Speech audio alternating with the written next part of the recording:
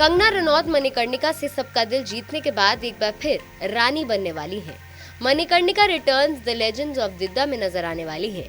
मणिकर्णिका में झांसी की रानी की कहानी दिखाई गई थी, वहीं इस फिल्म में कश्मीर की रानी दिद्दा के बारे में बताया जाएगा। अपनी अपकमिंग फिल्म की अनाउंसमेंट करते हुए कंगना ने कमल जैन के साथ फोटो शेयर की। कंगना की अनाउंसमेंट के बाद लोगों ने कंगना को बधाई देना शुरू कर दिया। कंगना के साथ किताब Didda the warrior queen of Kashmir के राइटर को भी लोगों ने बधाई देना शुरू कर दिया था, जिसके बाद उन्हें ये पता चला कि कंगना उनकी किताब पर फिल्म बनाने जा रही हैं। किताब के राइटर आशीष कौल ने कंगना पर अब कॉपीराइट का आरोप लगाया है। उन्होंने एक मीडिया संस्थान से खास बातचीत में बताया, उन्होंने अपनी किताब Didda the warrior queen of Kashmir के हिंदी वर्जन को लिखने के लिए कंगना को अप्रोच किया था। उन्होंने कहा कि मैंने 11 सितंबर 2020 को उन्हें ईमेल किया था, जो उनकी बहन रंगोली देखती हैं। उन्होंने मेल में कंगना की किताब का फॉरवर्ड लिखने के लिए कहा था। मेल में उन्होंने रानी की पूरी कहानी लिख के भी भेजी थी और उनसे आगे का लेखन लिखने के लिए कहा था। आशीष को अभी तक उस मेल का जवाब नहीं मिला है। आशीष ने आगे कहा कि कंगना का यह अंदाज मुझे समझ नहीं आया, मैं इसे एक इंटेलेक्चुअल चोरी ही कहूंगा।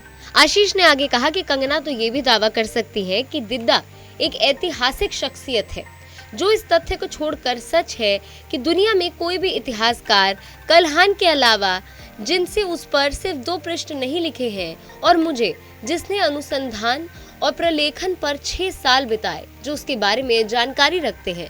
आशीष ने कहा, अपने अधिकारों के लिए लड़ने वाली कंगना क्या मेरे जैसे राइटर के अधिकारों का खुलेआम हनन नहीं कर रही है? मुझे तो कुछ समझ में नहीं आ रहा, मैं आपसे क्या कहूँ। कंगना ने अधिकारों का घोर उल्लंघन किया है, ये गैर कानूनी है और उसी देश के आईपीआर और कॉपीराइट कानूनों का पूर्व उल्लंघन है। मुझे ये बात भयावह और छुपा हुआ लगता है और मुझे अब भी विश्वास नहीं हो रहा है कि कंगना ने चोरी की है। एक और मीडिया संस्थान से बात करते हुए आशीष कौल ने कहा, मुझे इस बात का काफी दुख है कि जिसे मैंने एक नेशनलिस्ट वुमेन समझा, उसी ने मेरे साथ धोखा किया। मैं एक कश्मीरी ब्राह्मण हूँ और कंगना ने जिस तरह से कश्मीरियों की समस्याओं की तरफ देश का ध्यान आकर्षित किया था, उसे देखते हुए लग रहा था कि कंगना हमारे दुख को समझती और कश्मीरी हिंदू भी उन्हें काफी आदर देने लगे थे। लेकिन जिस तरह उन्होंने मेरी कहानी चुराई और फिर मुझे ही झूठा साबित करने की कोशिश की, उसे देखते हुए लगता है कि शायद हमने गलत इंसान को अपना हीरो समझ लिया था। आशीष आगे कहते हैं, मुझे इस बात से कोई एतराज नहीं है कि कोई दिद्दा पे फिल्म बनाए, मगर जब मेरी किताब के अलावा दिद्दा पर कोई सामग्री कहीं भी उपलब्ध ही नहीं है, तो कंगना को बताना चाहिए कि आखिर उनकी फिल्म बनाने का आधार और सोर्स क्या है, किसकी कहानी के आधार पर वो फिल्म बनाने जा रही हैं। आशीष ने बताया कि वो खुद ही अपनी किताब की स्क्रिप्ट पर काम कर रहे हैं और इस वक्त कई प्रोडक्शन हाउस से इसे लेकर उनकी बातचीत भी जारी है। ये पहली बार नहीं है जब कंगना रनौत पर कहानी चोरी करने का आरोप लगाया गया हो।